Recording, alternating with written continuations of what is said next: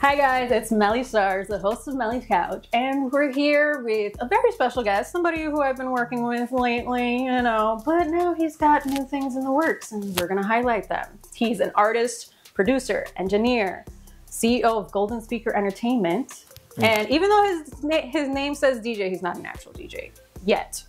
Maybe we'll work on that.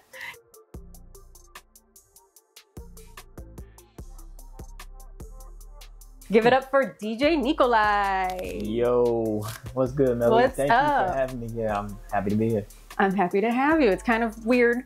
We've worked on so many other things together, so it's kind of strange to have you on the couch, but we'll see what we get into. It's welcome. A nice couch. It's you know, it's cute. You know, it's.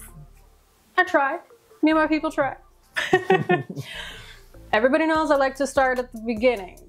And I do deep dives. So I'm going to start with your SoundCloud days. Ooh. Ooh. I forgot what was that, the start of my SoundCloud days. Yeah. Satan's Fire featuring Alter Ego. Oh, I meant to delete that. Oh, well, you didn't. You didn't. I got rid of it off of YouTube. Well, you didn't get rid of it off of the entire internet because I found it. So. It's there. It's there. And what do you have to say about it? Life was fun. Life was fun. Me and my friends used to deep dive like all the theories, and we just used to believe Illuminati controlled everything. You know. You know, and I'm sure there's plenty of people who also agree. So it's like we're like, hey man, you know, we should make a song like this. We might get discovered faster. I'm like, I don't know about that. He's like, come on, dude. I made that beat. Okay. It was a very weird beat. It was one of my earlier beats.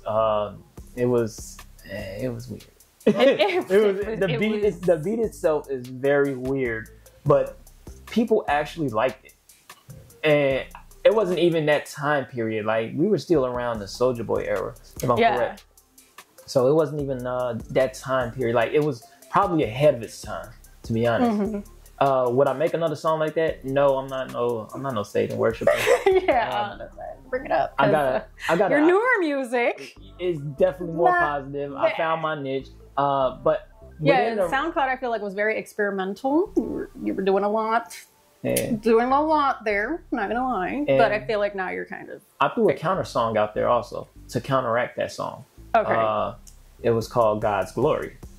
Yeah, I don't know if you found that one. I did. It's on YouTube though. Yeah, it's on YouTube. That one didn't make it to SoundCloud. I know that for a fact. But it's on YouTube. Yes. And that one was basically like the people who question God. Yeah. And it was like, oh, okay, cool. You know, and I'm not saying I'm a big God person, but my mom is. And it was like, when she heard that one song. How was she? Yeah, it was like she heard that one song. She was like, what is this? I don't like this. And I'm like, oh. My bad, you know. We just trying to find attention. We just want attention. We young and dumb, you know. We just want some clout, mom. Exactly. Let me live. Exactly. So you know, I made the other song, and it was like, oh, okay. And then other people was kind of peeping that song. It's like, oh, you can rap for real. I'm like, yeah, yeah. Y'all thought I was playing, but I actually do this, guys. Yeah. Pain Tinted Roses, Volume 1. You couldn't find that one. I did find it though. You found songs out? Yes.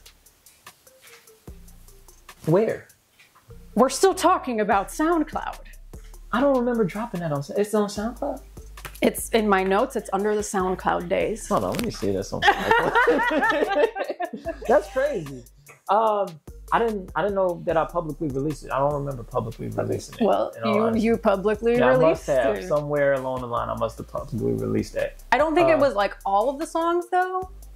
I think there was like bits and pieces. It might have been, but I love that album. It was an album that I exclusively released. Like, I was working at Menards at the time. This is where I first got all my gear up. Was it Melrose Park or Franklin Park? I started off in Melrose Park. Okay. But the one that I was working at, I had transferred out to Yorkville. I became a manager. They started paying me real fucking money. I'm like, oh, look at this. I'm rich. So my first bonus check, because managers get those, which is interesting. Interesting. That entire check went to my computer. It went to my microphone, my interface. Like, I had my studio off of one bonus check. Damn. I spent about This is a really nice bonus check. Shit. No, the check was about maybe $1,200. But then it came around taxes, which was like another $8. Okay. So I you combined everything. I spent all of that on gear. I said, fuck this rent. Gear. Fuck the rent. No, the rent was cool. I was getting regular checks, you know. But yeah, because it was a bonus. This isn't like part of your regular, bills and stuff. Okay. All right. I'll excuse it. I was about to say, damn. I created. Be homeless with the whole studio. Yeah, right. I mean, you can do it though if you got a place to plug it up. Exactly. So that's kind of like one of those albums where I was learning. Like, if you could tell, the mixing was kind of poor, but the beats were actually very unique and interesting. I produced all those beats. I produced all my music. Back then, I was my own producer. I was doing all that stuff, engineering. This was like my learning stage, you know. It was one of my most interesting periods because my writing was so also unique, you know. Yeah. Yeah, I got it's a lot of hits on that, like hidden gems on there. Oh yeah, no, clearly they're so hidden you forgot they were there. Yeah, apparently, you know. That's it to that. The Progression Mixtape. So as you can tell, I know the Progression. I got a lot of beef with that mixtape. Do you? So much beef, I almost didn't watch it on the couch. I felt disrespected. Oh, you felt disrespected? I felt so disrespected. You can't feel disrespected off the Progression. The Progression was yeah, I need to hear your side of the story before I tell you why I was disrespected. It was just straight beat jacking. It was a mixtape. It's a mixtape. Mixtapes don't have to be perfect. Mixtapes are just, I'm putting out music for y'all. I got time to do this. I just want to put some more stuff out. It was a challenge to increase my writing capabilities, you know? Because I wouldn't be where I'm at today if I didn't keep putting stuff out and making, you gotta practice, writing more.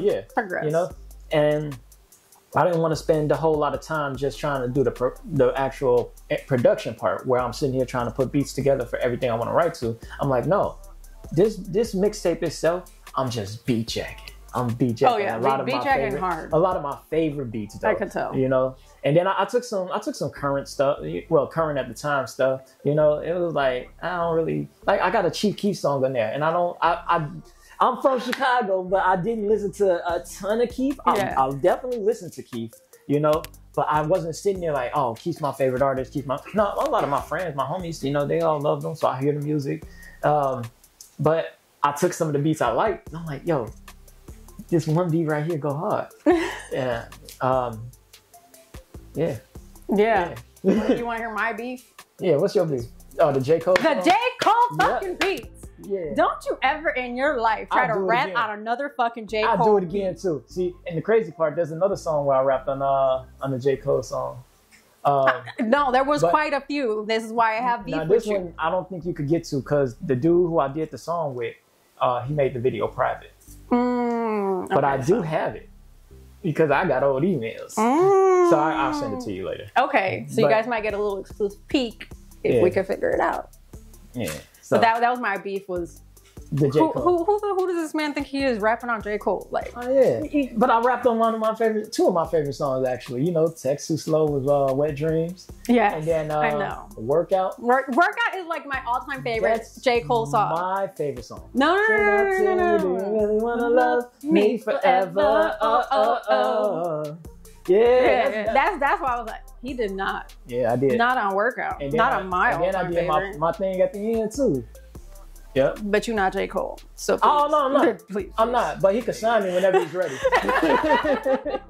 I'm not. But I'm gonna say it just like Jay-Z said it, right? It's probably some dude sitting around eating his bowl of cereal right now, and he want my spot. You know what? And that's how I feel. I want somebody's spot. So it's like, hey Cole, look, you can sign me, dog. But I mean, shoot, the Jid have his label by the time they see this, you know. I wouldn't mind being signed to Jid. I love Jid's music. You know, I'd love to do a feature. Earth Gang, all of them. You know, Dreamville. If there's a label I could choose, Dreamville. Dreamville. Like, if I made music, Dreamville. Because you know what? Martin Luther King would have been on Dreamville. You heard? I always got the J. Cole bars. People don't realize how much of a fan I am. Oh, okay. I see you. He structures my life. J.Cole is actually number 1 on my top 5. Joyner Lucas is number 2. I don't know if J. Cole's my number 1. I feel like people would assume J. Cole's my number 1, and I probably would assume J. Cole. I don't know. I've never really thought that deep into it. Into your top 5? Yeah. I get asked so much. I don't. I really have a solid top 3, and then everything behind it always changes up. Like my top 3 is literally J. Cole, Joyner Lucas, Jid, and then somewhere along the line, Kendrick's in there. It's so many. It's always interchanging. Like I always listen to local artists, and I think a lot of these local artists are actually beating some of these industry. Yeah, or if not, like they're matching or better. Exactly. And I'm like, why aren't you already? You know? So it's like damn. Because again, too, most of my day is spent listening to local and underground and upcoming, and I'm just like, yo, like this could be on the radio or should be on the radio, or like y'all should have been famous. Facts. No lie. So. I got into an argument with somebody a while ago because they said the industry music is better than the underground scene. I said, well, clearly you haven't been to the underground scene. There was another debate recently. I saw somebody said it.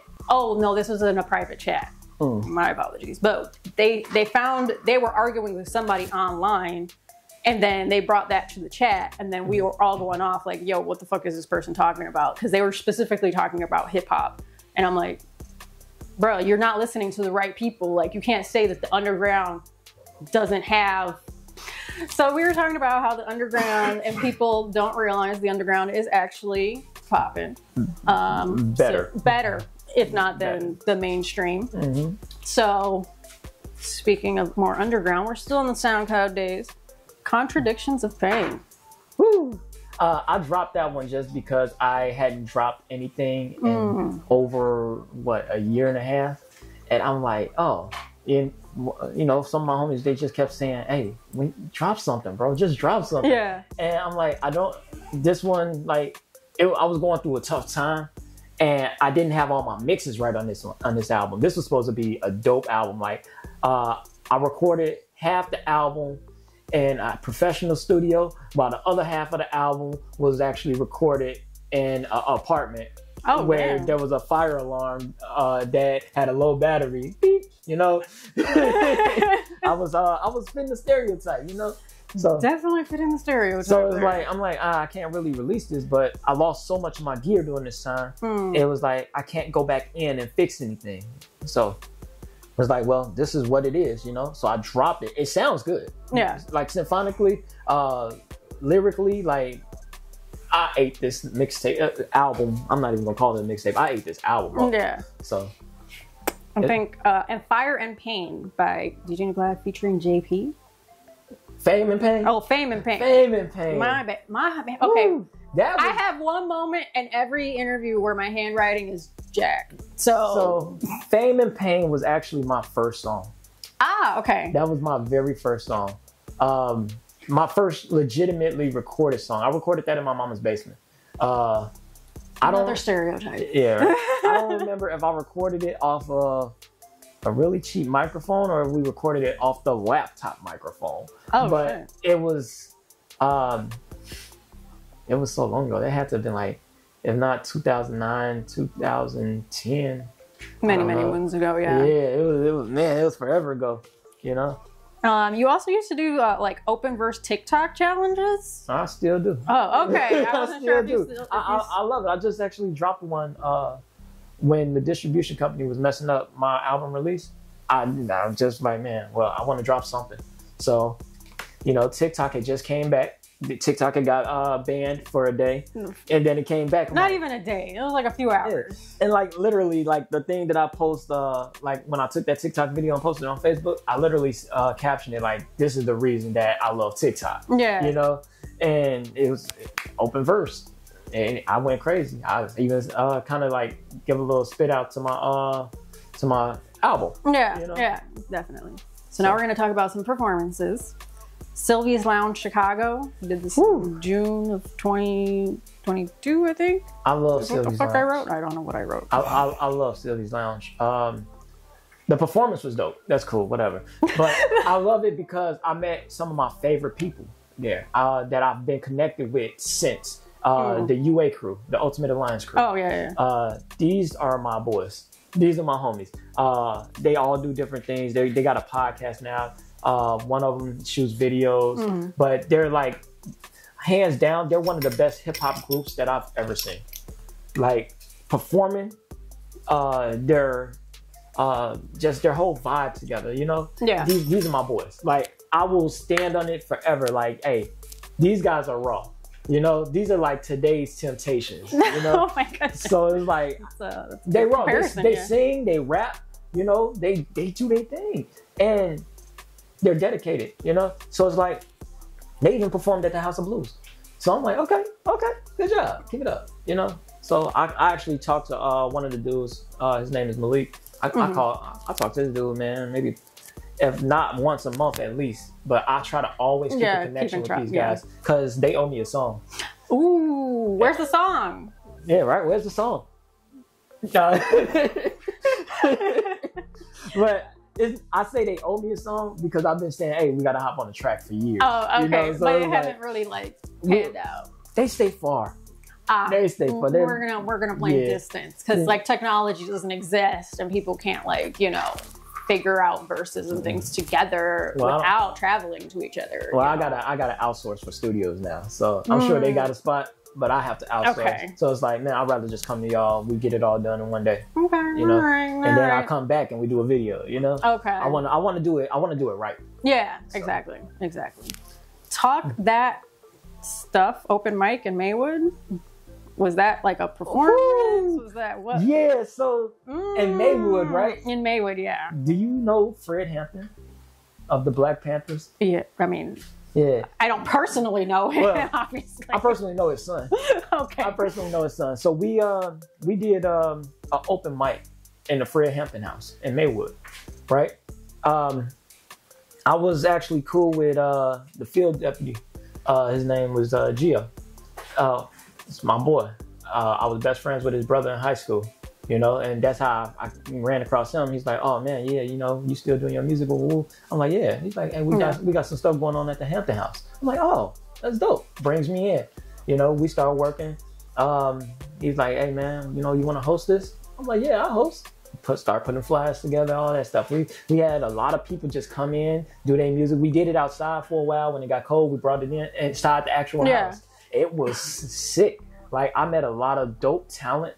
Actually, I brought some talent who came to the Hampton house. I brought them onto the local artist show. You know, it was just like, that was good shit. Yeah. And I was doing this every Thursday faithfully. Like, what time is it? Oh, I gotta go. Yeah. It was down the street from where I stayed. Oh. Well, where I stayed, but I stayed there again. So it's like, it was down the street. So it was like, it just worked. It was like everything just kind of fell into place. And I started building a studio with them. And I do feel bad, but I don't feel bad because I got offered an opportunity to actually run a studio. Oh yes, during that time, and that was, I have that written down later. But if you want to talk about it now, we could talk about it now. It was called Second City Royalty Studios. Absolutely. And then you also were at Studio 290 Chicago. Same place. You were because you were the head engineer. It was that they changed the name. Yeah, different ownership. Right. One of the guys stepped down, and a buddy of mine stepped up. So okay, got it. Yeah, okay. Actually, it's another guy that I put on the local artist show. Damn. Okay. Yeah. Everybody eats. If you're associated with me, we eat. I got a song that's in the works. I don't eat. I haven't been on the local artist show yet. I'm just behind the scenes. Phones are edible. Wow.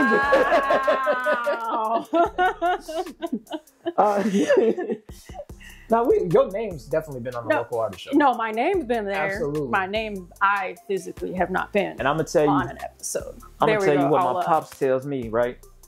He says the most important thing you could ever own is your name. Facts. You know, because if you let your name go down, it could get dragged through the mud. I mean, look at Bill, look at Kelly, look at P. Yeah. I'm just saying. I'm just saying, you know. But next up, this one's kind of, I wanted to ask, because you lived in Cali, or you moved to Cali, or you did something. Go ahead. Let's see the question. Apollo Night LA? Oh, so Apollo Night LA, actually. I wasn't sure what the correlation was there. It's a podcast. I just hit them up. Okay. They never hit me back. Wow. Yikes. They never hit me back. But it's still time. It's fine, because you know time. what? You're on Melly's couch, and that's more important. Absolutely. Just saying.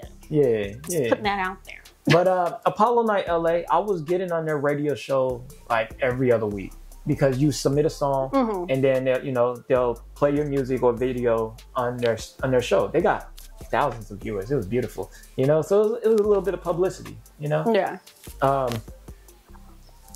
I tried to hit them up recently because my music because that was probably like 8 years ago. Yeah. So it was like my music from 8 years ago to now. Totally. They'd be like, "Why aren't you famous?" Totally different, guys. Don't go to the SoundCloud. I went there, but don't go there. Don't. You can go to the SoundCloud. I don't recommend. Some of my good songs on SoundCloud. You like Summertime? Summertime was good. Yeah, that one was nice. That was probably my best mixed song. Like, I bought that beat. It's not often that I bought the beat. Actually, shout out to Steve Catus for funding the money to buy that beat. But it was a beat that I bought, and it was I spent the most time I've ever spent on any song making sure that song was symphonically correct, mixed properly, and it was written where it could you could play it 10 years from now and it'll still hit, Damn. I'm like, it's been some years. So you know that one chick, they lock her up until December every year. Mariah Carey. Yes, but when she drops her Christmas music, you could play her Christmas music every single year. It's like summertime. She has to come out of hibernation for us to know that it's Christmas. You hear me? So summertime, you could literally play this every summer. There's nothing that correlates any time where it just relates to one time period. You could literally play it every year. Yeah. Faithfully. This is the Christmas summertime anthem. It's the equivalent. Yeah, equivalent. Let's say that. So. But you could give me gifts. You could give me gifts. Summertime gifts. There you go. I like barbecue. Or what is it? Oh my God. Is it not halfway to Christmas? It's there's like a something. Juneteenth? No. Oh. There's another one that's Christmas related. I'll think about it and get back to it. Yes. But it's like halfway to Christmas, but it's not called halfway to Christmas. It's something else. I don't know. I'll think on it. It's a made up. It comes to my mind. Yeah. I'm like, it might randomly just pop up and be like, oh yeah, it's this. That's what's up. So I want to talk about Innjoy. My business partners decided we were going to do an open mic, and I apparently had to go to an open mic. Oh, that was Thanks.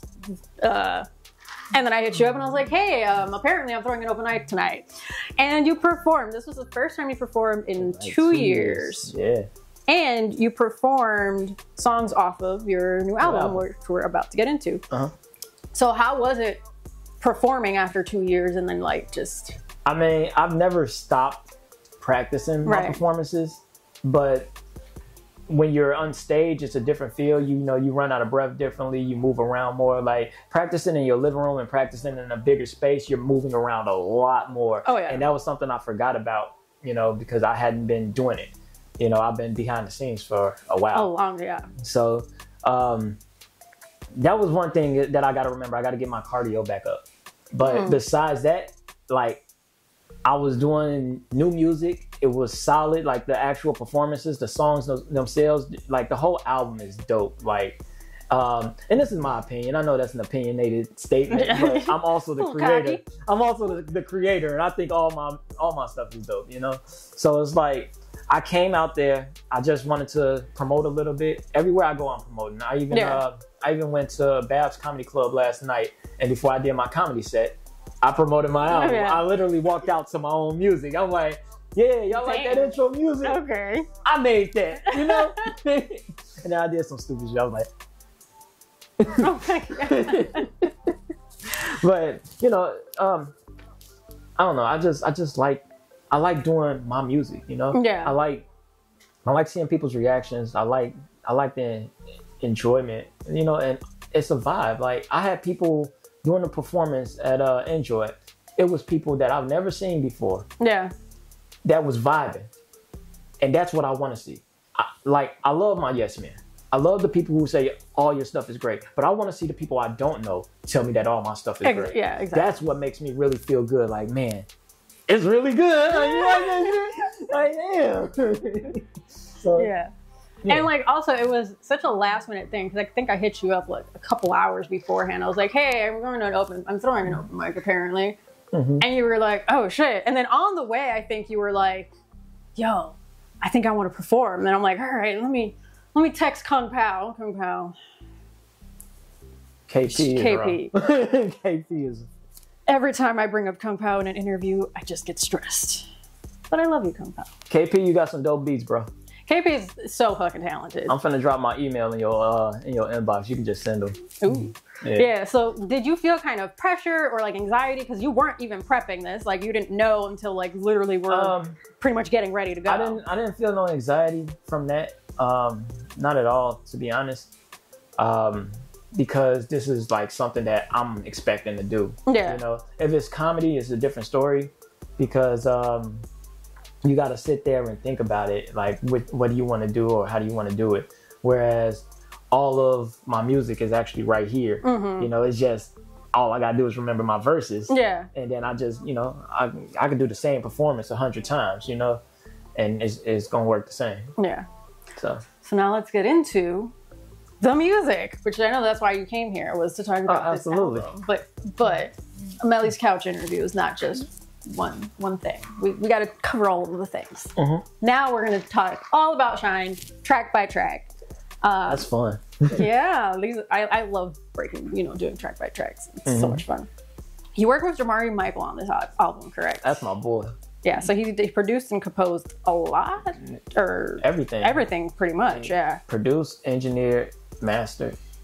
I gave him his splits. Okay, he got his splits. I was gonna ask, did he get his percentages? Before we go into that, you want to know me and Jamari's background? Yes, I do. Me and my boy Jamari, we was out there at McDonald's, right down the street from my crib. We was out there like, hey man, what you trying to do? Swing some fries? All right, cool. Sling some fries. We was slinging fries and tossing burgers. You know, that's my boy. So like 10 years later, we dropping an album together, a collab album. And the funny part, I didn't even know he did music until like 3 or 4 years ago. That's solid. Because you guys were busy slinging fries, not talking about music. We only slang fries for a year, man. It's better hustles.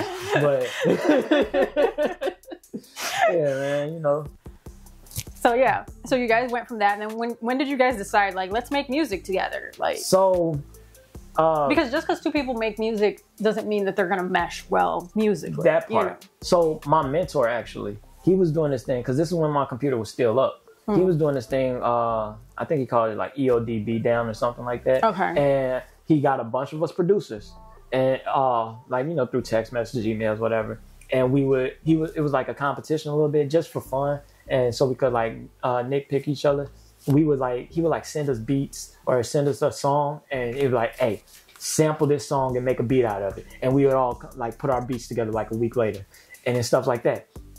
And I looked at it, I'm like, Jamari Michael, why is he on this list? This dude sling fries. I'm like, and I thought of it, I'm like, I know this guy though. Like, that's crazy. My mentor knew the same dude that I was working with, and I never knew he made music. Fast forward, I hit up Jamari like a year later after we stopped doing the ELC or whatever, and I hit him up and I'm like, bro, like, you go crazy with this music. I've been watching you. Yeah. This is before I was doing the talent scout thing, so it was like, I'm watching this man. Yeah. I'm like, oh, I got a knack for this. So was that when you were like, hey, maybe I could be a talent scout? I wasn't even thinking about it that way. It was like that might have just been like a subconscious thing happening. Yeah, it was like basic network, you know. So, but I saw, I was listening to all the stuff. I'm like, bro, let's do some music. He's like, all right, well, and Jamari doesn't like wasting his time. So he's like, all right, well, I don't just record anybody, I like to scout them out. I like to see what's good, so that, I don't want to waste my time. I'm like, I got money. He's like, no, bro, just come on in, we'll see what we could cook up. But I like that, though. Yeah. It's not always about the money. He's definitely not about the money. He lives by this, because he says all money isn't good money. Exactly. I love that. My money's good money. But I hit him up. We made this one song. It was called OnlyFans. It was when OnlyFans was very new. Yeah. And still contradictory to a lot of stuff. Like, a lot of people hated it. A lot of people talked down on it. So I'm like, hey, I want to do a song like this. And I wrote a song that kind of like tells the perspective from both sides. And then I got him on the second verse. Yeah. Yeah. Did you find that song? I saw it. Yeah. I did see it. I think I wrote down notes, but I don't remember my notes. Oh. Uh-oh. So clearly it wasn't a memorable song. Melly didn't click on it. I did click on it. Because I listened to everybody's entire catalog, okay? But if it doesn't stand out, it doesn't stand out. My bad. Do better next time. I did. So that's why we made Shine. And that's why we're talking about Shine. That's why we made Shine. But that was our first bonding experience, me and him. And we really just kind of kicked it off from there. And we're like, hey, whole project, you know? Yeah, literally. So, to do a whole project, it's a big commitment. I mean, it's not like a 30-track album. It's now, but it's still 10 tracks, yeah, but it's still a commitment. Yeah. It took us a year to do all of the songs. Like, I was very nitpicky on the beats. Like, he probably sent me 20 beats, you know, and I'm like, I don't like this one. All right, I'm going to send you 2 more. Yeah. Oh, okay, no, this sweet. I like these too. Like, all right, man, go ahead and write to them. When you write to them, man, you know, let me know and I'll send you some more. I'm like, all right, bet. You know, so. It's like that though. Like, even my producer or beat maker for Melly, all the Melly Starz stuff, he sends me beats. And I'm just like, he's like, here's like 50. Let me know what you like. I'm like, damn, no pressure. Like, but if you don't like them, I got like another 50 for you. I'm like, okay. Those are the best producers, though. Yeah, so all of the beats that I use are from my specific producer, the ambience beats. But yeah, it's good to have a good relationship with a specific producer, and then after a while, they also just get to know your style. Yeah. So like I'm saying, my producer, he knows like, okay, these are the types of beats that Melly wants. This is like the what she's going for, the mood or whatever. So he's like, when he sent me new ones, he's like, I feel like you need like a theme music, because before it was chill beats, and then he's like, no, now you need theme music for this. I'm like, okay, I'll take what I can get type shit. And he was like, here's a gazillion more beats. Hey. So working with a producer after some time, also you guys kind of get even more like in tune with your musical style. So it takes a little bit of time, but I mean, me and my producer have been working together like 15 years, maybe more. Oh yeah, we know. At this point, he knows what Melly wants. That's a solid connection right there. Yeah. So let's go. Track 1, your title track, Shine. What do you want to talk about? Why did you choose this to start the tape with? Because I feel like it does encompass kind of the message and like where the theme of the album is going. But why did you choose it? So, why did you name it that? The album Shine is mainly supposed to like. It's supposed to be like the light after the storm, you know? It's always a bright side. Look at the bright side, you know? It's supposed to be uplifting in a sense. It's supposed to let you know that through all your trials and tribulations, whatever you go through, things can always get better. So that's the reason why, you know, that's why Shine is the topic, you know? Yeah.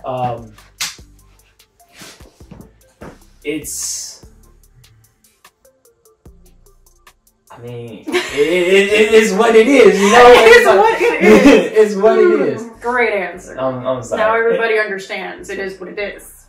But, I mean, I've worked on, like, increasing, like, my way of being positive to other people and giving a little bit of light to everybody. You know, I always try to bring hope to the next person. I always try to say, hey, you know, here's a way in, or here's what you could actually do. Like this, it may be constructive criticism, but this is not me judging you. This is me helping you. You know, it's like, I want to be remembered for being a helper, you know? And also, I'm a dream chaser, you know? So I believe in me, and I want you to believe in you as strongly as I believe in me, you know? Everybody doesn't have that motivation. A lot of people need a push. So this is my step of pushing myself also. No matter what I go through, if I feel like I'm having a crappy day, I can play my album and I just feel a lot better afterwards. Yeah. And that's a good goal to have. Next up, This That. And you also have a music video for this one. Yeah. I think you dropped it. Shout out BB Shooters. Okay, yeah. Shout out BB Shooter. That's my main camera guy. BB off 9th. He's pretty dope. He's been coming up. He's been working with some good talent. That is literally telling it for what it is. You know, I say this one line that I love. You can't do for no one else unless you know your ass is golden. Yeah. Like, that's kind of the concept. Like, you have to make sure you're good also before you could put somebody else in a better position. Yeah. So I have a bar. Just because it glitters don't mean it's divine. Just because it glitters don't mean it's divine. Yeah. I love that bar. I do too, obviously. J.Cole. Everything that glitter ain't gold. That's kind of why I was like, I feel like I've heard a version of that this bar before. I mean, it's the same, like, it's the Midas touch. Yeah. Just, you know, you don't want all that gold anyway. I mean, it feels good until you're turning the wrong thing into gold, you know? And then it's like, just because it looks good doesn't make it good. So it's like, we're going to do this properly. We're going to do this properly, you know? We don't have to rush into anything. We could take our time. We can make it work. Just because it looks good right now doesn't mean it's good for you. Ooh, yeah, that's a good message. That's a good message. Another line that I liked was, if you never take that leap. Jim Carrey, Will Smith, almost any famous person you could think of, even Jordan Lucas. Let's go off of Jordan Lucas, right? Okay. I watched a Facebook Live video years ago. This always stuck with me, right? He said, you know, people ask me why I got my neck tatted. I got like a rose on my neck, and something like that. And he was like, I got it tatted because I knew that I couldn't get stuck in a system of just like paying rent, paying bills, the same thing. And he was like, this made me go so much harder at my goal. Yeah. It's like Will Smith, Jim Carrey, they both say the same thing, you know? Sure, everybody's gonna make mistakes. But if you really want something, you have to take that leap. And you have to hope that your parachute opens. Maybe your parachute won't open the first time. Maybe you'll fall and crash. I mean, if my parachute doesn't open, I might die. But you'll never know unless you actually take that leap. Because once you take that leap and your parachute opens, you're going to see the world. You're going to see everything for what it's supposed to be. But you'll never know unless you do it. So many people get so stuck in, I like it here where it's safe. Yeah. But if it's too safe, you'll never get to experience what you really want to. I hate working 9 to 5s. Everybody absolutely hate showing up knowing that I have the talent, I have the potential, I could do so much more. I do not want to get stuck in one spot ever. So as long as I live, I'm going to be chasing my dreams until they're achieved. Once my dreams are achieved, I'm going to keep going. I'm going to keep going. Dreams. Once you get to one, you make and I put that in the song, right? Yeah. That's track 6. You're spacing out, but we'll get there. Earthshake. This was a bit of a switch up with the theming. You gotta have some fun. You gotta have some fun. I don't have any bars from this because. Hey, little mama, let me see that booty quake. Hop on the stage and make that Earthshake. Yeah, that was a lot say, yeah, you know, but it's like it was a different side of you that I am not familiar with. So I was I was like, I don't know how I feel about this. Because I'm gonna let him explain that track. We are not a one-trick pony. Oh. We're not a one-trick pony at all. We could do everything. I could do lyrical. I could do trap. I could do, trap, drill. It's not my forte. You know, you ain't gonna see me walking around acting like somebody I'm not. But if you put me on that feature, I guarantee the bars are gonna intrigue the fuck out of you. You're gonna be like, oh, okay, he got some bars. This man kind of going hard. I got some unreleased songs like that. You know, like I do music with everybody. You know. Yeah. So. Yeah, no, when I saw them on the SoundCloud, because you had some tracks that kind of are in that realm, and I was like, oh, that was young. The one off of Paint Tinted Roses. I did say I did every beat on Paint Tinted Roses, but we beat Jack for that the last track. It was like a bonus track because it wasn't even my track. But I'm like, the kid I was with, I liked him a lot, and he had bars. He was fun to hang around. I'm like, bro, let me throw your track on my mixtape. He's like, for real, bro, that's dope. Yeah, so I'm like, all right, cool. We vibed a little bit. I threw his last track on my mixtape, and we let it be. Yeah. So I don't know. I don't know how I feel about Nikoli in this space, doing all this. I don't know. But that's because I know you differently than that. But other people might hear it and be like, "Yo, this is dope." Not that it's not dope, but it's just like it's not a character from what I'm used to. Is all. Oh yeah, no. But that's also the purpose of Shine too, To show all, it definitely shows like a lot of your different capabilities. Yeah, all the songs are so different. I want people to know that I'm versatile and I could do everything. That's why there's no track on that album that sounds the same. No, literally.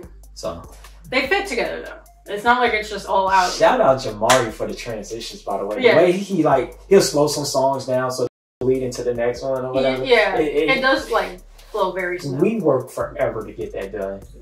So like it's not like something that happened overnight. It's something like I call him like, hey, how's that coming? He's like, man, I'm just trying to make it make sense. Like this is a quote. Like I'm just trying to make it make sense. I'm like he made that make sense though. Like no, he definitely made it make sense. Solid. Spinner. I mean, how else am I supposed to explain it? Spinner explains itself. We couldn't even really come up with a name. Spinner was the name of the beat. I was like, Spinner. I literally checked like 3 times before I wrote it down. I'm like, this is not actually titled Spinner. It's titled Spinner. It is. We couldn't think of a name for the song. I didn't want to name it something too obvious. Yeah. So we just named it after the beat, and the beat's name was Spinner. Ah, got it. But it was more or less. It's literally talking about what it really is. Like, I talk about my job. I talk about my family, relationship. I'm not a singer. You're not a singer. You start the track. I can hold I'm not a singer. And I was like, okay, let's see what he does. And I was like, no, you're definitely not a singer. But definitely not. At the same time, is J.Cole a singer? Nah. I keep my head high. You're not J.Cole. I don't have to be. You're not J.Cole. I don't have Stop to be. comparing yourself to J.Cole. No. See, here's the thing. I am inspired. No, by you can be J.Cole. inspired all you fucking and that's called inspiration. Okay. That's called inspiration. Not Cole. So I do want you to know that was an inspiration. Okay, fine. I'll say inspiration. Don't compare yourself to Cole. Not on this myself. couch. Not on this motherfucking couch. In fact, we both got the same length here. Nah, I probably shouldn't on Cole. My hair's probably a little bit longer, I'm down here. It's down my back. Yeah, I don't know where his hair is. When I met him, he had like he had the fade, right? Yeah, so I don't know where his hair is at now. You met Sideline Story Code. Yeah. Sorry, that was just like a happy moment. Let's move on. Next, Mr. Not Cool. Unless you have anything else to say about Spinner.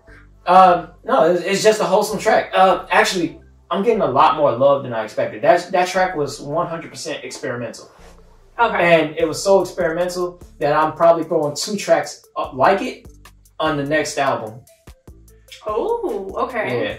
So work on your singing by the time you get there, though, in case you're gonna be singing. I might Kanye it, like I might Kanye 808 it, If anybody wants to give me vocal lessons, I've been down for it since I've had a mentor, and he was like, nah, you're not a singer. Please. I'm like, you ain't gonna stop me. You ain't gonna stop me. Just remember, y'all, when you come to the couch, I'm gonna call you out on all your shit, good or bad. Hey, I'm here for it. So, be ready. Up in my face. Can we skip this one? Oh, but I have a bar. Okay, go ahead. I was going for the money. You was trying to get laid. Yeah. But if you want to skip it, we can skip it. Clearly, that one was. It was about a specific situation. 100%, absolutely. But so my whole album was meant to relate to people also. Anybody could go through that same situation, I'm a storyteller also. Yeah. So it's that one definitely gave heavy storytelling vibes. Yeah. So it's like I want to be able to relate to everybody, but also like some of my trauma was in there.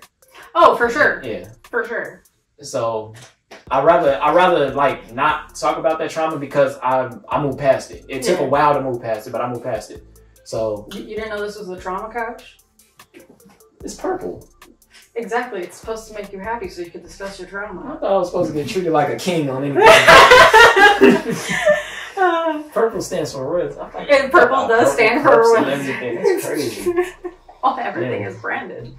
So I guess we'll move on to spacing out, which is not so traumatic. Yes, spacing out is one of my favorite It's songs. fun. I love it. I do really like this one because I don't know. It's just fun to me. It's a real life story. Like, imagine climbing ladders, but people is always mad at you, hating on you because you climbing on different ladders. Like, you're doing things, and people were still like hating on you. Yeah. But that's what you got to get used to. This is called life. You know, like spacing out is literally living life, and it's like no matter what you do, it's still gonna be certain things that kind of pull you back or whatever. But relax. You know. I know me. I drink. Clearly, I don't really smoke. I do have anxiety, mm-hmm. but when I was spacing out, it wasn't weed smoke. I know somebody mentioned it to me before. They was like, "Is this supposed to be about you smoking?" I'm like, "No." I didn't get that. I literally space out. Sometimes you just have to go into your own mind. Yeah, you know? I do that all the time. I just be sitting there and then I just start staring into space, literally spacing. Like, have y'all not ever done that when you were little? You're just in class and you're just space out because you're fucking bored, and you start having, you know, midlife crises and existential crises, like as you're staring into nowhere. Like, that's what I got. Not that you were talking about me. I probably spaced out a lot more as a kid. No, for real. Like, it was I was like Shikamaru off of Naruto. I don't know if you know Naruto references in anime. Not really. He used to stare at clouds. But whenever I got bored, my bed was right next to the window. I would just lay on my bed, open the blinds, open the windows, listen to the birds chirp, and just look at the clouds. My mind would be so clear. I could think about everything clearly. I don't know, maybe I was autistic. I have no clue. But I have no clue. But I couldn't, it was like a thing that I did. It was almost like ritual. It was like, I'm bored of all the people around. I'm finna go space out. You know? There you go. It'd be like that sometimes though. Dream Girl. Woo. I like them all. At first I was like, oh, this is gonna be a love song, blah blah blah. And then you were like, no, I like them all. And I was like, no, this is an aggressive "I Like You" song. Yeah, I was like, huh? Wait, what? Oh, and the thing is, run that back. Did you look her up? No. You didn't. So you didn't find the person I'm talking about? I wasn't gonna go there. Oh, you should have. Oh, you should have. She a baddie. Ooh. She a baddie. Ooh, okay. She stayed in like North Carolina or something though. It's like somebody saying, "Oh, I love Rihanna. I got a crush on Rihanna. Rihanna, you are one of my top 5." It's like saying, "I got a crush on Rihanna." You know, but it's like, you know, you're never gonna have that opportunity, right? So you can still talk about him. You can still say, "Hey, you bad. I like you." Ooh, but I don't really expect it. So it's an aggressive "I Like You" song. I like aggressive. I have another one that I never released. It's an aggressive "I Like You" song. Why do we like aggressive like "I Like You"? Why can't we just have like a nice "I Like You"? Like, because nice guys finish last. Whoa, okay. Nice guys finish last. I mean, don't get me wrong. I'm a very nice guy, but I'm tired of finishing last. Oh, okay. So, there you go. I mean, sometimes a nice guy gotta, you know. We took a lot of L's. Yeah. So she a baddie, but the song, even though it's called Dream Girl, it doesn't focus around her. It focuses around the bars also. The bars in that song are crazy. Like, yeah, I think. Crazy. I'm tempted to say this might have been my favorite song. You know what? I was hoping a lot more people said it was their favorite, but I wasn't getting it. From the responses that I've gotten so far, I wasn't getting this one as one of the favorites. They were saying that they liked the flow. Was it okay? So from the responses you get, has it been more female or males? Because it might be like that. It's just more female oriented. So it depends, because I also haven't gotten enough feedback. I've gotten some stuff. Like a male actually told me that song was cringy. Yikes. Okay. But you know what? I asked him for his hardest critique. He goes out all the. He's somebody I'm actually watching, you know, but he doesn't know I'm watching him. But so we're not gonna say who it is. Yeah, exactly. Don't get but any it's the fact that, you know, everybody's gonna have their own opinion. Yeah. But the whole idea, because from what I've heard, like a lot of the dudes actually like the song. They're like, that's crazy. And if it's like one of my homies down showing the song, I usually pull up her page so they know who I'm talking about. Ooh, I'm gonna look at who this is after. If I could fly her out for a video, that'd be amazing. Because yeah. I mean, you said your money's good, right? Yeah, I got some fake money. Okay, okay. I got some good fake money. Hold on, wait, let me call that one guy who bought that one beat for me. Yeah, hello, Steve. So if you see her in the video, you know where the investment came from. Yeah, no, my money's good though. I work a 9 to 5, unfortunately. Yeah. But, which, you know, sometimes you gotta enjoy the moment.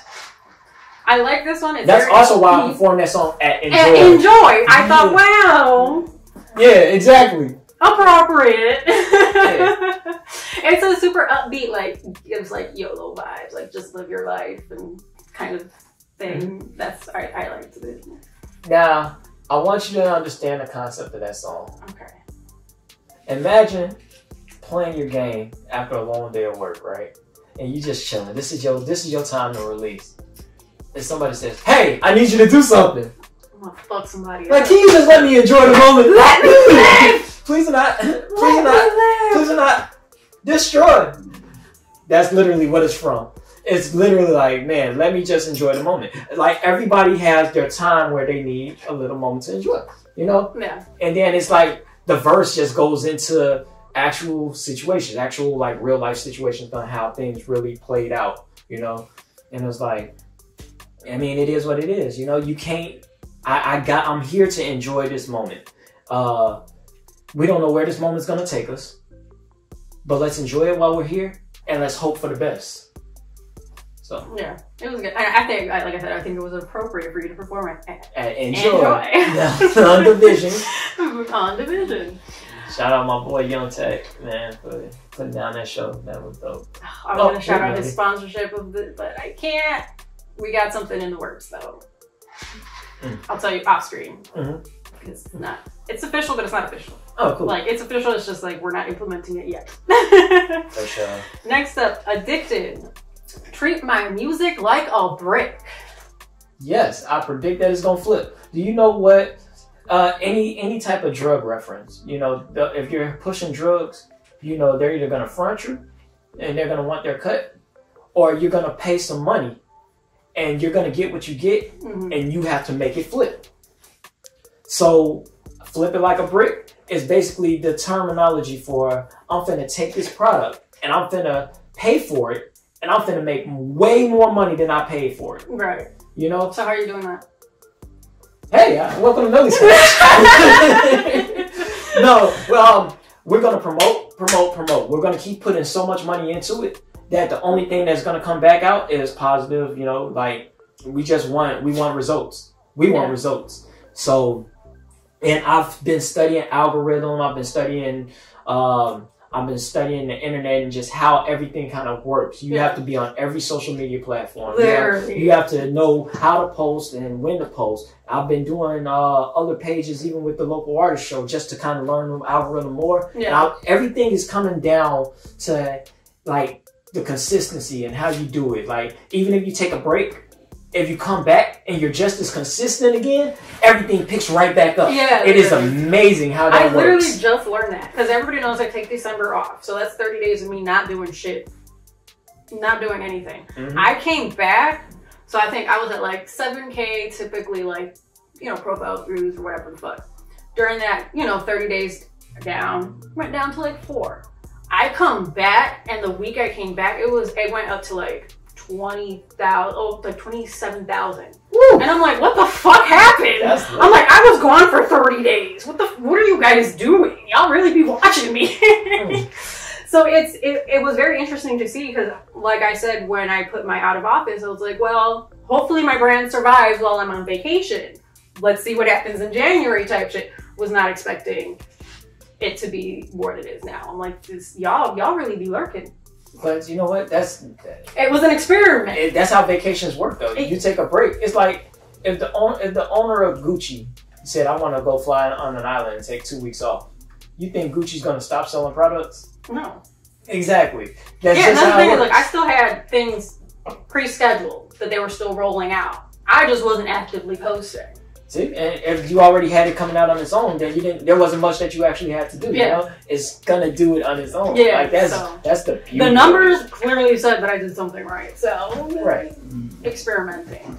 Anything else on Addicted before we move on to the next one? I'm addicted to making hits. No. When I wrote this album, individually, I fell in love with every single song on the album. So it's like everything should be a hit in my eyes. Like I want every track to be able to like, and this is shooting high, but I want every track on the top 100 Billboard. Oh damn! You know that would be beautiful as hell if I could do that. You know, and that's the reason why every song sounds different, so everybody could have their favorites. And what's not a favorite to you might be a favorite to somebody else. And it's over how many people in this world? It's over like what? Billions. It's like 7 billion people, I think. If I'm correct, 8 billion. 8 billion. It's 8.1 billion people in this world. Not saying that everybody's gonna listen to my music, but if I get 2 billion people to listen to my music, 2 billion is 2 out billion? of 8.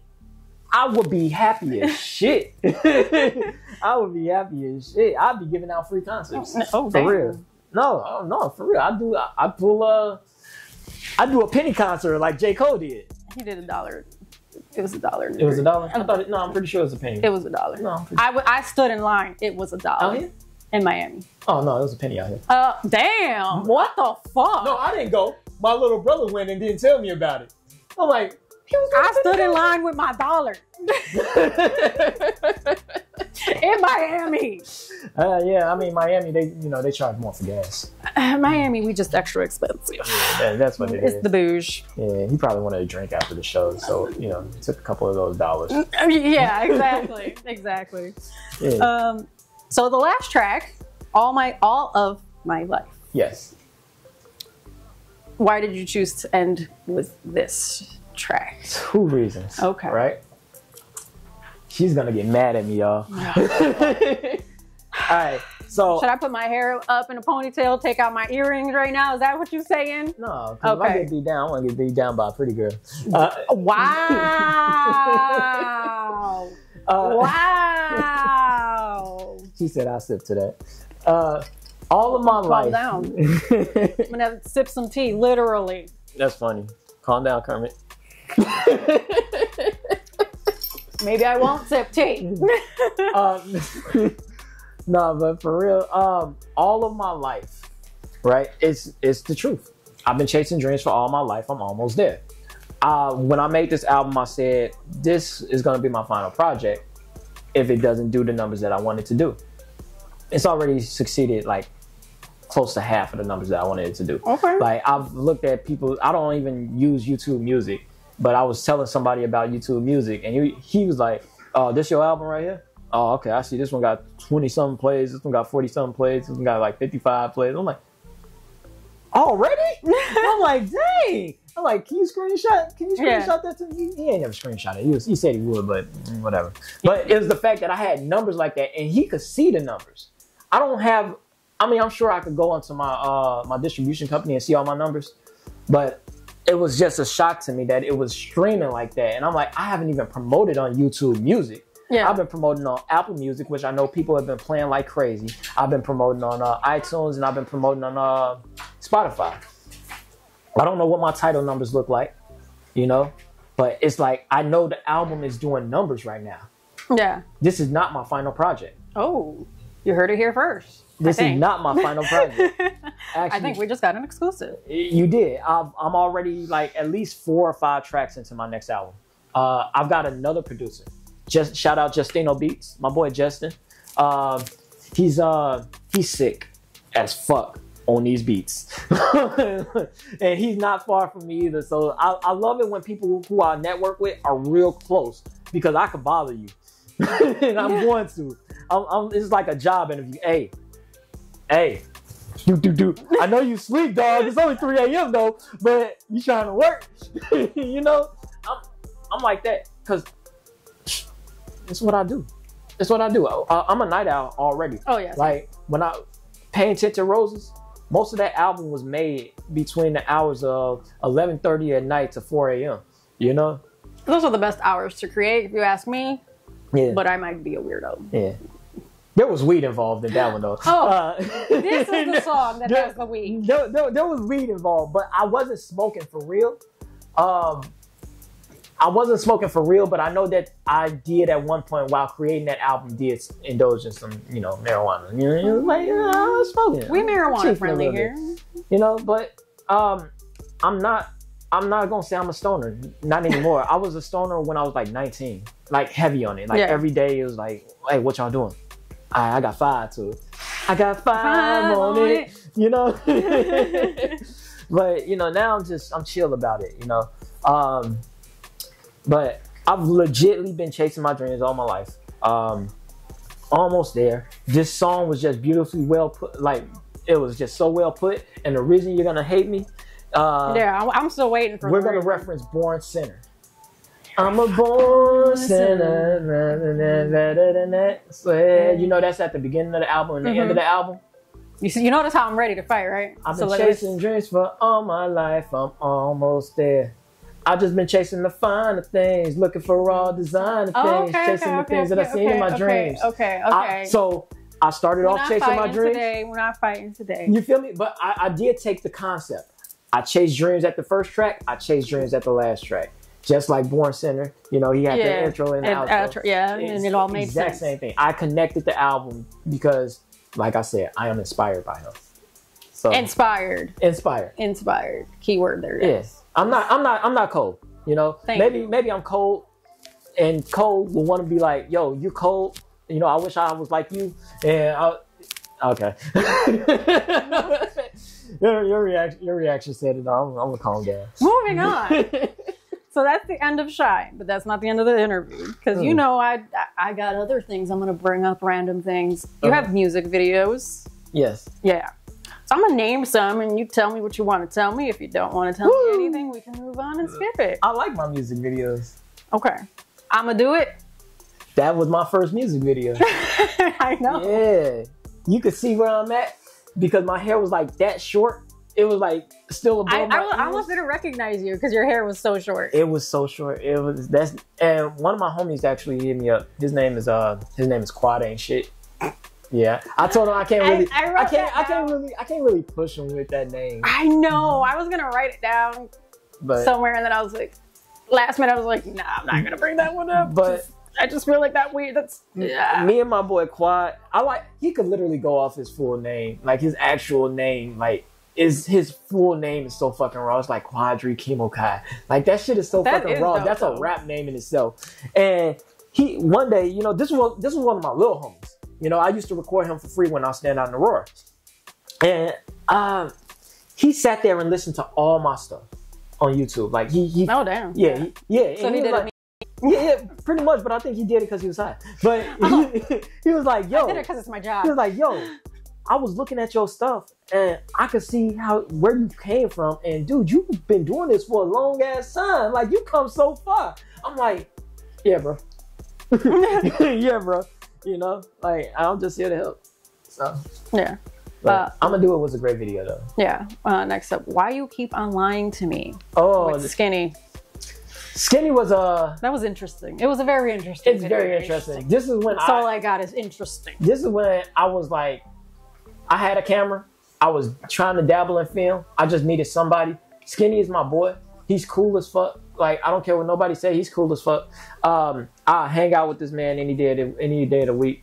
I actually pray for this man because he's going through health conditions right now. Oh, no. Yeah. But he's on the road. He's a trucker now. But his music has gotten better also. Like from where he was in that video to where he is now, his music has gotten better. But what that video did, it gave me an opportunity to learn how to do film a little bit, just actually learn that side. So now I could actually talk to people who do my videos. I could be like, hey, can you try to do something like this? Can you mix it a little like this? You know, it just gives me an idea, you know? Yeah. So I wanted to do videography. I still want to do videography. I just need a new camera. Oh, and a computer. And equipment, and this, and that. And we need another bonus. Yeah. We need another bonus. Government funded. But I got a verse on there. And I did love my verse. I wish my setting was a little bit better. Because I shot it out of my apartment.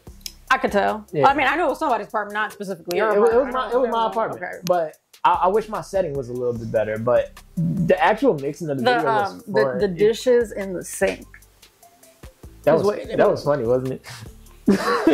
I needed somebody to clean it. Y'all couldn't clean this before you started filming? No. They wanted to film on that day. I'm like, you sure?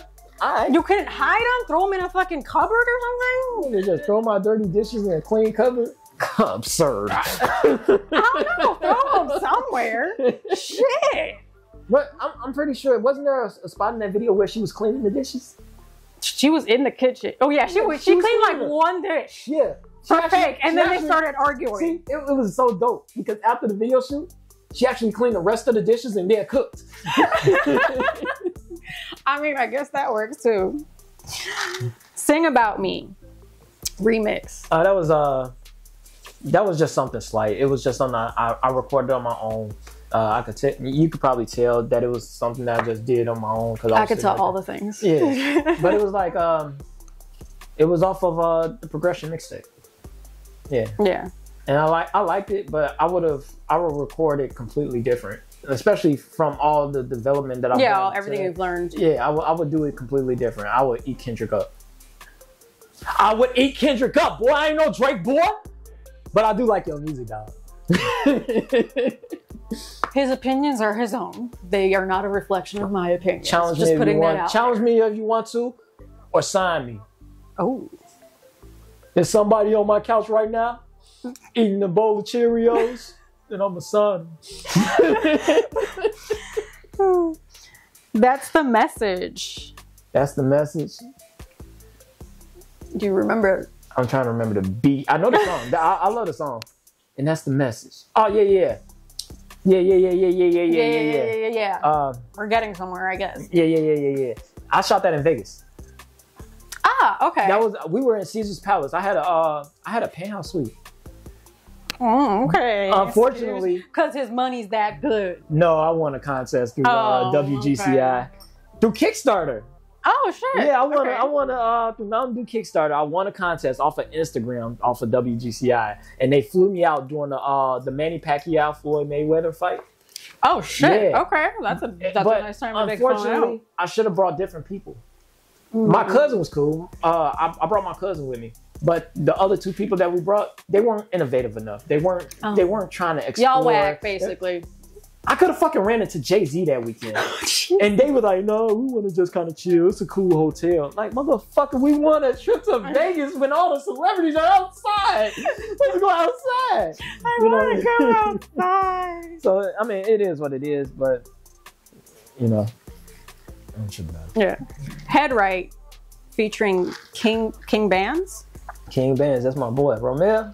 Shout out King Bands. I think he's King Bands Tut now, or I don't know. He keeps changing his name. But I can't help promote you if you change your name. Yeah, I can't help promote you. You keep changing your name, boy. But that's my boy. Oh shit. You know, he's not even in that video.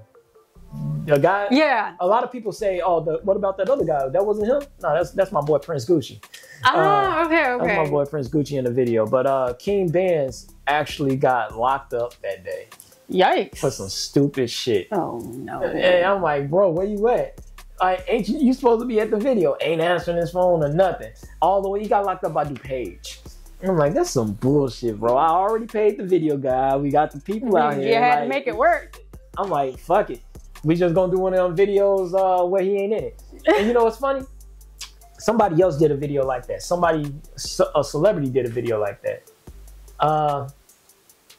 It's ringing a bell. Pusha T has a song called MPA. Okay. Money, Pussy, Alcohol. And Kanye is on that song, but he's not in the video. Yeah, because I'm trying to think of the video. I'm like recalling. He's the not video. in the video. But Okay. I don't think he has a verse either, but he's on the chorus. And it's like, you know, you could do it. Just because somebody's in a song doesn't mean they need to be in the video. It'd be better visually. Obviously, but it is what it is.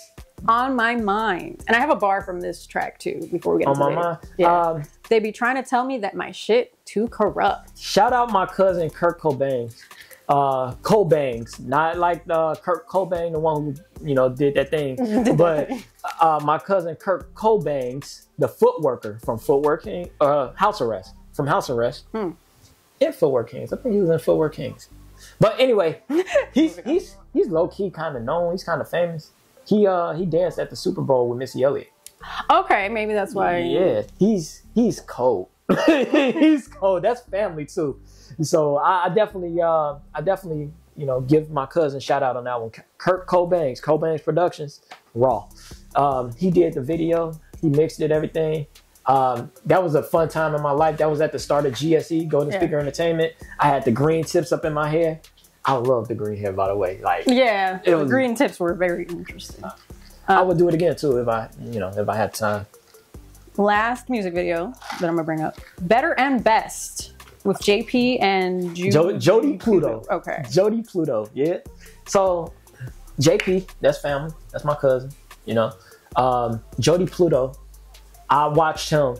Actually, it's some other people who watched him. My sponsor, Steve Cattouse, had also seen Jody Pluto perform live. We went to support one of my homies, Chris Hasty, down at Coast to Coast in Miami. Okay, yeah, Coast to Coast was pretty big. I met Jody Pluto in Miami. And when I chopped it up after he did his song, I'm like, man, where you from, bro? That shit dope. He said, I'm from Chicago. Whoa, whoa, whoa. There's a lot going on. You like music? Yeah, like, nigga, what do you mean I like music? Okay, cool, let's do a track. All right, just let me know. I made it happen. Yeah. I made it happen. I'm like, yo, I'm finna make this happen. I'm like, you know, I put the beat together. Me and my cousin had our verses. I'm like, yo, we got this open verse. I'm like, you want to hop on? He said, send me the track. Sent him the track. He sent it back. I'm like, oh, this hot. All right, get in here. Dope. Yep. And then we actually, the dude who shot that one, shout out Nike Films. Nike Films had a promotion going on, and Nike Films has blown up since this video. Like he's worked with so many people. This was back when he was working with a group called 400 Bands. Shout out 400 Bands. 400 Bands. RIP Roy Stovall for bringing me around. This 400 Bands was dope. You know, they made solid movement. They're called the Orchestration now. Interesting. Okay. Because I know the name 400 Brand. With my boy Nikoli Beats. You know, I recognize that name too. Yeah, he's pretty big in Chicago. Yeah, actually. He's always on the radio. Yeah. So next up, random things before we close out. You have a tag. You got this heat from Nikoli. You got this. It actually says beat. Beat. My bad. Beat. You got this beat from Nikoli. Yeah. That's me. I know it's you. That's my voice. High pitch. I love it. So you're not an actual DJ, but you got the name and the tattoo before you learned how to DJ. Yes. Have you learned how to DJ yet? I know the concepts because I did. I was trying to self-teach myself. Right. I had this little. It was a small turntable. My homie, one of my homies had found it. He used to work at a flea market, and he's like, "Hey man, look, I found this. You want it? I give it to you for like $25." Yeah. I said, "Hell yeah!" You know, I had my laptop and everything, so I was working off virtual DJ and shit. You know, I know the basic concepts of how to DJ. I can DJ. I can. But I would like to know more. I want to do it properly. I want to have the computer with the laptop and the turntables, all that stuff. Now you got the earphone playing before you actually play it out loud. I know all of that stuff. I just want to do it, familiarize myself with it, and just get into it. You know, that's one of the steps. Excuse me. That's one of the steps where if I actually get the equipment, I could quit my job.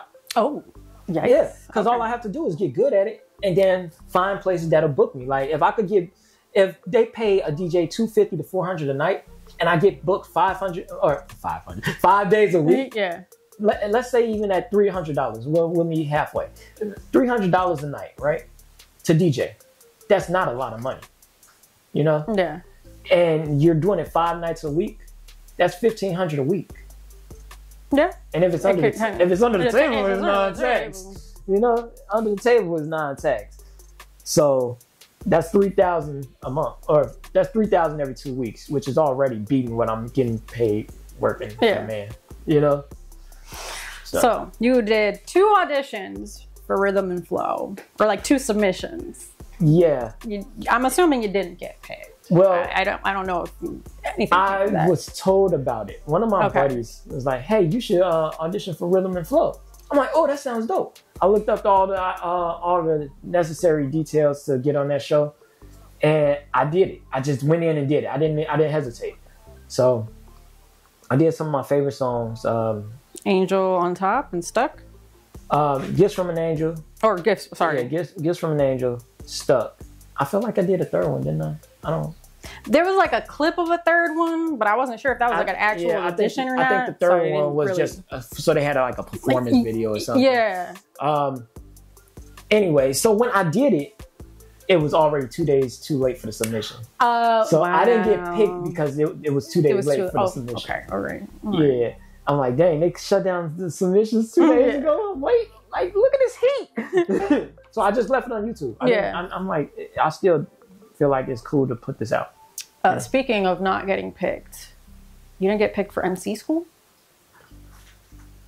Because I listened. Oh, I told you that, didn't I? You told me this. I told you to write that down. I thought I told you that in confidence. Nothing's in confidence when I'm researching. So anything that you say after you've been on the couch could be in confidence, but if you've applied to the couch and you talk to me, anything you say can and will be used against you on the couch. At one point in time, I told myself, like when I found out about MC school, I ran into a buddy of mine. His name was Shaquille. And what was he calling himself back then? He changed his name so many times. I don't even remember what he was calling himself back then. But it was my boy Shaquille. And I ran into him outside of my house. I was standing up north. Mm-hmm. It was this event going on, and he had a performance, you know. And I seen him like, oh, okay, that's my boy. What's happening, bro? You know, we chopping it up, and we chopped it up and stuff. And afterwards, he was like, yeah, man, you know, we got this thing coming up. We got these auditions for MC school. I want to invite you, you know. And he invited me to MC school, and I was like, okay, I'm finna go hard. You know, every time I showed up, I went hard. But it was only one problem. This was around the time when my computer crashed on. So all of the tracks that I was performing, I was performing them over the actual lyrics. You know, I didn't have instrumentals for them. So I didn't find this out until after I didn't get picked. But somebody was like, yeah, dude, you could have just done like acapellas or you should have done like a different song or rap to freestyle to a YouTube beat or wrote to a completely different song. I'm like, I gave y'all heat. I said, I gave y'all heat. I gave y'all what y'all was asking for. I gave y'all the certain type of talent. But if y'all knew where I was coming from, and if y'all knew that and told me, then I would have gone harder than anybody up in here. Exactly. Yeah. And y'all didn't. So I'm like, I didn't get picked because y'all lack of communication. But I said, that's fine. It's fine. I said, it's fine. Because now I make this vow to go further than any of those guys in MC school. Okay. But it's a challenge. But those are my homies too. I'll hop on tracks with them. When I didn't get picked, I walked out of there, but I said, hey, I'm down to do tracks with any of y'all. Yeah. Just remember, I'm DJ Nikoli. And I walked out. I said, I'm DJ Nikoli. I'm going to hop on the track with any of y'all who wants to. And I walked out. I walked clean out. Because I know that I'm destined for the top. So it's like y'all could either get with it or get lost. Yeah, exactly. Is The Flash still your favorite TV show? The Flash was one of my ultimate favorite shows back then. I got kind of lost when they started doing all the crossovers. The crossovers. Because I had to start watching the other shows to keep up with the crossovers. Yeah. But I love The Flash. Like, he's one of my favorite superheroes. Like, what is his name? I can't even think of his actual name. I was really mad when they didn't get him to play the Flash in DC movies. But I can't think of his name, but it'll pop up to me. But they were like, I read in an article that the director was like, I don't want you to get stuck in one role forever. Mm-hmm. And that's why I didn't choose you as the Flash for the DC movies. Yeah. Big mistake. DC could have done way better. They just put him in a fucking position. I'm like, dog, what y'all doing? Yeah, this is the best Flash ever. DC stresses me sometimes, but with their choices. They don't but care it's okay. enough. Yeah, Their only hit movies are really like besides the Dark Knight trilogies, their real hit movies are like Suicide Squad. Yeah, so. Basically. Who's the bird watcher? I'm the bird watcher. You got the bird's nest. Yeah, that's my Twitch. You know, that's your Twitch or PS4, right? PS5. We upgraded. You know, so that's my Twitch. I am a Twitch streamer. I haven't streamed lately. Well, kind of lately because I just bought a new camera for my PlayStation. But I used to stream pretty heavily, like every day. I know. I was in like 2 different families. Mainly Call of Duty was what I was streaming because my families were in Call of Duty. That was like the vibe right there, you know. And the Bird Watcher goes all the way back to Call of Duty Modern Warfare 2 because I used to shoot down all the helicopters. Ah, okay. So he was like, "Oh, bird, pop," you know, the Bird Watcher. So, and then that's I was telling Lo earlier, like, oh, they call you Bird. Yeah, what's up? They call me I was Bird. about to say, you know, Bird. Lo is Bird. In case y'all didn't know, he also streams. It's funny because like my son will pop his face into my streams every now and then the people will be like, oh, look, it's Baby Bird. Oh, so that's like, cute. Yeah. Tell me a little bit about the local artist show, and then I'm going to end with a quote. The local artist show is a show because I know, like, you like to be behind the scenes. You don't like everybody to know because they don't be hitting you up. So I don't know how much you want to tell them because people might be hitting you up. Be like, yo, I'm dope. I love being behind the scenes. Yeah, so I don't know how much you want to promote. Absolutely love it because I like helping other people. I like giving out good energy. Like I'm a giver. You know, even in relationships, I'm a giver. So it's like I want to just be able to push people who don't necessarily know. Like I can see talent, I can see potential, and I'm like, hey, you got it, bro. Because I remember where I started off. Yeah. So I'm like, you got it. Like all you got to do is get up and try. So it's like if I could find somebody who's dedicated to what they're doing, I'm not picking up anybody from scratch anymore. But if they give up. I don't know what's up with the new generation, but a lot of people give up. No, if I could find somebody who's actually dedicated to this stuff, like shout out to my boy Juby the God. Like I've seen this man like take off, right? And if they have that in them, I'm gonna sit there and say, yo, why don't you come on to the show? Like we're not charging you, but we do believe in you. Exactly. We believe in you, and we feel like this is a platform that could, it could get you going. And I love it. We give local artists from Chicago an opportunity to be on TV, do their talents, get an interview, and hopefully they'll go a lot further from there. Yeah. And we can take credit for it. You know what I'm saying? Like, yeah, we found it first. But yeah. But no, I love it. I love it. It's a beautiful position. Shout out Steve Catus and Catus Records, C Records, for actually putting the local artist show together, sponsoring everything. G the Man, shout out to him for constantly showing up to be the host. Like this is just like a beautiful thing that we put together as a team. You know, even our original production crew, like Mrs. Zale and everything, and now we're working with directly under Can TV. It's just a beautiful situation that we put together that's helping the community. Like we're helping artists, we're helping them. Like they just believe in themselves. Mm-hmm. You know, it's beautiful. It's great. So August 1st, 2016, you said, if I fail at music, I'm going into comedy. And then you kind of have started doing comedy. That's funny. I didn't. You wrote that. Damn. I didn't fail. Hold on. I 100% did not fail. We need some clarity on this. Because you started comedy and then you dropped an album. So what's going on? I did not fail at comedy. I mean, I did not fail at music. What it is... Clearly, because there's an album out right now. Yeah, absolutely. What it is there was 3 things I wanted to be when I was a kid. Okay. I wanted to be an artist, a comedian, and a chef. right? Chef is so out the box, but It is. But it's like when I was in grade school or whatever, you know, we're in art class, and I'm drawing. I'm getting down in this picture and stuff, you know. It's like just going in and you can see the fucking smoke coming off the paper and stuff, right? I drew the rawest fucking stick figures with like fucking stick helicopters that you ever fucking seen, right? Fucking beautiful. stick helicopter. And then I look to my left, and my boy is just over there drawing fucking Goku and shit with the flames around him, shirt ripped open, like fucking sexy ass 6-pack and shit. And I'm like, that's kind of raw. And he look at me like, what you do? Nothing. So I realized I was an okay artist, but that wasn't it. So I threw art behind the counter. I'm like, all right, cool. So then I thought about comedy, and I realized that comedy wasn't really for me at the time because, you know, standing on your desk and yelling out loud just kind of makes you an asshole to the teacher. It's not funny. You know, so I'm like, maybe I'm not that funny. So I'm gonna let that be enough, you know.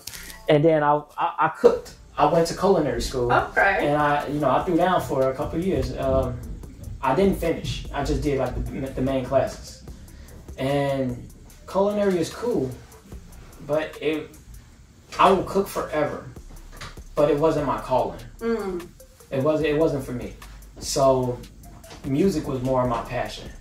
You know, like don't get me wrong, I want to expand. Like I want to do big things in the culinary field. Like I want to open up restaurants and all that stuff.